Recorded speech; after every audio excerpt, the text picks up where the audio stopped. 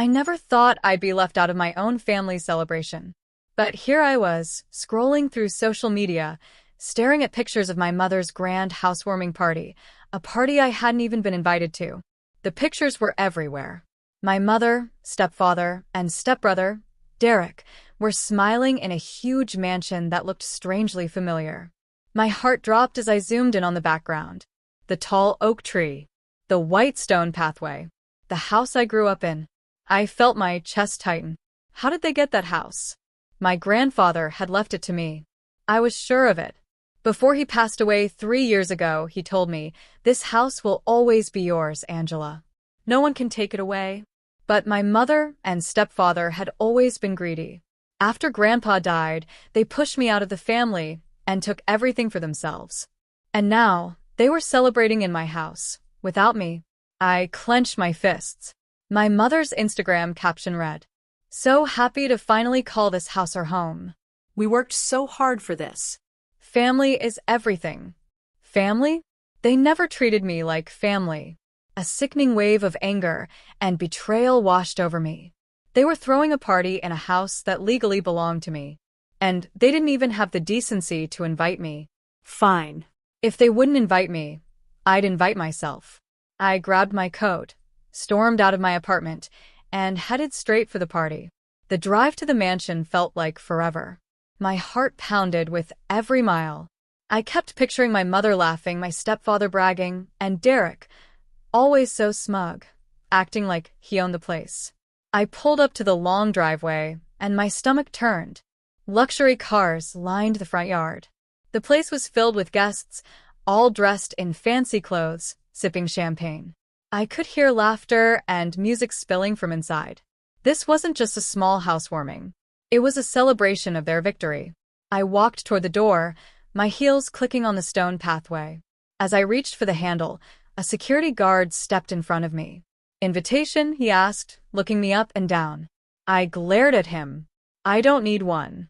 This is my house." The guard smirked. "Ma'am, you need to step back. This is Mr. and Mrs. Miller's home. If you don't have an invite, you can't come in." Mr. and Mrs. Miller. Hearing my mother and stepfather's names on this house made my skin crawl. Before I could argue, a familiar voice called from inside. "Oh, look who's here." I turned and saw Derek, my stepbrother, standing in the doorway with a cocky grin. His suit was expensive, his watch even more so. He looked rich. Off my inheritance. "What are you doing here, Angela?" he sneered, crossing his arms. "Came to see what real success looks like." Rage boiled inside me. "What are you doing in my house?" Derek laughed. Actually laughed. He turned toward the guests. "Everyone, meet my jealous stepsister. She's still mad because she got nothing." The guests chuckled, mocked me. I felt a lump form in my throat, but I refused to let them see me break. "You think this is funny?" I said through clenched teeth. "Yeah," Derek shrugged. "You're embarrassing yourself. Mom and Dad worked hard for this house. Just because Grandpa used to let you live here doesn't mean you own it." That's when I saw her, my mother. She was smiling, a champagne glass in her hand, looking like the perfect hostess. When our eyes met, she didn't flinch. She just gave me a cold, fake smile. "Angela," she said smoothly, "I didn't think you'd show up. You were never part of our plans." Her words hit harder than a slap. I took a deep breath. "You stole this house from me." "Stole." She laughed, shaking her head. "Oh, sweetie, you were never meant to have it." Something inside me snapped. I reached into my purse and pulled out a folder of documents. "Actually," I said, holding them up, "this house is still mine. Legally." The entire room fell silent. The smug smiles on my mother's and Derek's faces froze. My stepfather, standing beside her, suddenly looked less confident. The guests, who had been laughing just seconds ago, exchanged confused glances. "What did you just say?" my mother asked, her voice tight. I took a step forward, holding up the documents. "This is Grandpa's original will. The house was never yours. It was left to me. You've been living here illegally." A hush fell over the crowd. Derek let out a nervous chuckle. "That's nonsense. Mom and Dad inherited everything when Grandpa died. You were just a tenant. I smirked. Oh, really? Then, why does this legal document say otherwise? I held up the papers. Grandpa transferred this house to my name before he passed away. You never owned it. And unless you have proof saying otherwise, you're all trespassing. My mother's face turned pale. My stepfather clenched his jaw. Derek's smirk disappeared. One of the guests, an older man in a suit, spoke up. Wait a second. If this is true, then legally, this house belongs to her. Gasps spread across the room. I turned to my mother. So? What's your next lies? She opened her mouth, but no words came out. Then my stepfather snapped. That paper means nothing, he growled, stepping toward me. We have our documents proving this house is ours. I arched an eyebrow. You mean the fake ones? Because I had my lawyer look into it. I waved another paper in the air. Turns out, the deed transfer you used was forged. That's a felony.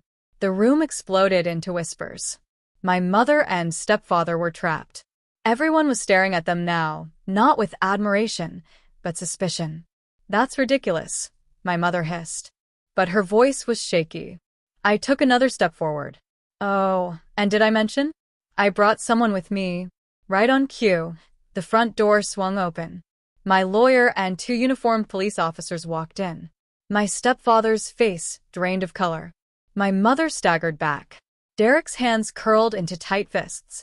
Ladies and gentlemen, my lawyer announced, we have received substantial evidence of property fraud. This house legally belongs to Miss Angela. As of now, the current occupants are considered squatters. My mother gasped. Furthermore, one of the officers continued, there's an ongoing investigation into the illegal transfer of assets. If found guilty, the responsible parties could face criminal charges. Silence. Then chaos. The room exploded into panic.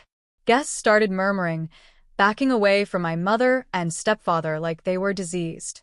The ones who had mocked me just minutes ago now looked at me with shock and fear. Derek stepped forward, furious. This is a joke, he spat. Mom, Dad, say something. But my mother was frozen. Her lips trembled, her hands clenched around her champagne glass like she might shatter it. My stepfather wasn't as silent. This is our home, he bellowed, pointing a finger at me. Angela, you can't just walk in here with some phony papers and try to kick us out. The officer nearest to him sighed. Sir, this is not up for debate. If you refuse to vacate, we will be forced to remove you. I crossed my arms, enjoying every second of their downfall. You stole my house, you threw a party to celebrate it, and now you're trying to act like the victims? I let out a short laugh. Pathetic. Derek lunged toward me, face red with rage. You little... 2 officers stepped in, blocking him. Touch her, and you'll be charged with assault, one of them warned. Derek stopped, breathing hard. He looked like he wanted to punch a wall. My mother finally found her voice. Angela, please. She stepped forward, eyes wide and pleading. Don't do this. We're family. I tilted my head. Family? I let the words sit in the air for a moment before shaking my head. You threw me away when Grandpa died, I said coldly. You let them push me out, call me nothing.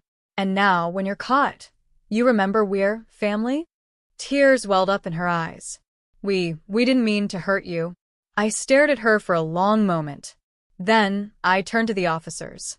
Evict them. Now. The next 20 minutes were pure chaos. The police escorted my mother, stepfather, and Derek out of the house. They tried to argue, tried to fight, but they had no choice. Their guests watched, whispering in disbelief. A few even recorded the scene on their phones. My mother begged, Angela, please. Where will we go? I shrugged. Not my problem. As they were forced out onto the front steps, Derek snapped. You're a monster, Angela, he shouted. You ruined everything. I smiled sweetly. No, Derek. I just took back what was mine. Then came the final blow. The moment they were kicked out, I turned to the guests. Since they're no longer the owners, I raised my voice. The party is over. Everyone get out. The shocked guests started grabbing their coats and hurrying out. Within minutes, the massive house, my house, was silent. I stood in the center of the grand living room, finally at peace. This was my home again. And they were gone. A week later, I walked through my mansion, making plans for renovations. But then I got one final surprise. A letter arrived from my lawyer. Inside was another document from my grandfather's estate. He had left me a hidden bank account, worth over $2 million. I stared at the number, my hands shaking. Not only had I gotten my house back, but I was now wealthy beyond anything my mother, stepfather, or Derek had ever imagined. As I looked around my reclaimed home, I smiled. I had won, and they would never take anything from me again.